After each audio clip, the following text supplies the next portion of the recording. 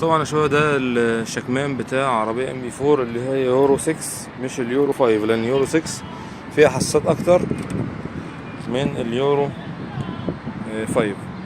طبعا عندك الحساس ده حساس حرارة، تمام. ده في منه اكتر من واحد في المكنة، في حوالي 5 حساسات حرارة في المكنة. في واحد بيكون هنا، وهتلاقي في واحد هنا في قصدي على في الشكمان، في واحد هتلاقي جوه هنا، تمام. في عندك حاجة اسمها حساس ضغط اللي هو احنا شايفينه ده حساس ضغط.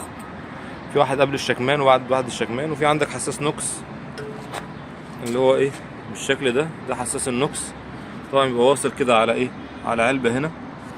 الناحية التانية بقى من الشكمان طبعا ده اللي هو ايه داخل من الشكمان، ده اوله هنا الفتحة دي. وبعدين الناحية التانية بقى هتلاقي ايه، في عندك برضو حساس ضغط اهو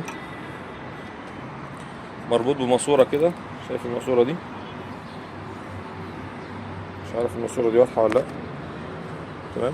ده حساس ضغط. وعندك حساس نوكس تاني برضو الناحية التانية اهو.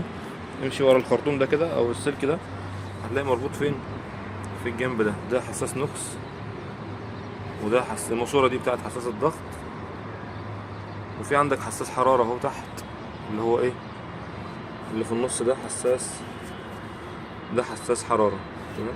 يعني عندك حساس حرارة ده في منه 5 حساسات في الشكمان، وواحد نوكس يمين وواحد نوكس شمال، وواحد ضغط ده بتاع الضغط، واحد ضغط يمين وواحد ضغط شمال. ده تقريبا كده 9 حساسات على الشكمان. طبعا بيكون هنا راكب عندي الوحدة اللي بتحقن اللي هي الاد بلو، مادة الاد بلو في الشكمان بتاعي.